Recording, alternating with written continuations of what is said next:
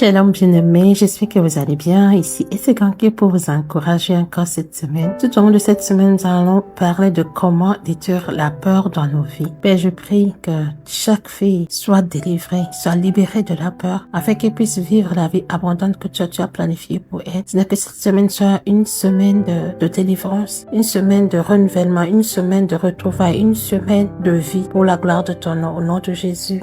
Amen. Alors cette semaine, nous allons parler de la peur. La peur est un esprit que l'on doit combattre par la foi. La peur est un sentiment naturel aussi. Mais savez-vous que la peur est un esprit démoniaque qui prend la vie des gens en otage? Que tu sois chrétien ou pas, la peur peut te prendre en otage. La peur, c'est le diable en personne. Dans Jean 10, la Bible dit que le diable est venu pour dérober, pour voler, pour tuer. Il veut voler ta foi.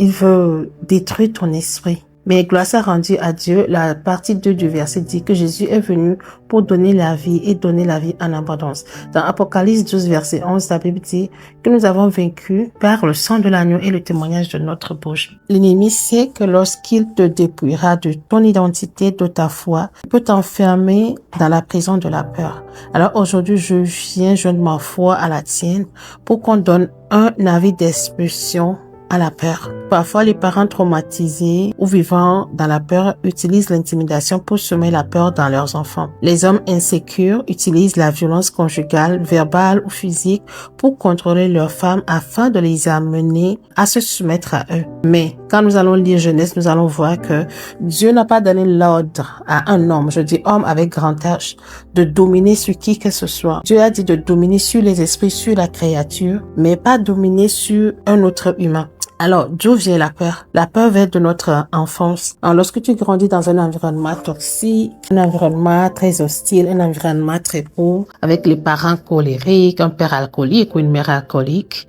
la peur peut te guetter et la peur s'installe dès ce moment. Après, la peur va rentrer aussi dans l'adolescence. Cette phase est très cruciale. Entre 13 et 19 ans, c'est là qu'on découvre qui on est. Donc, les tentations sont beaucoup plus accentuées à ce niveau. Donc, le diable va te proposer que ce soit le sexe, l'alcool, toutes les tentations que vous pouvez imaginer.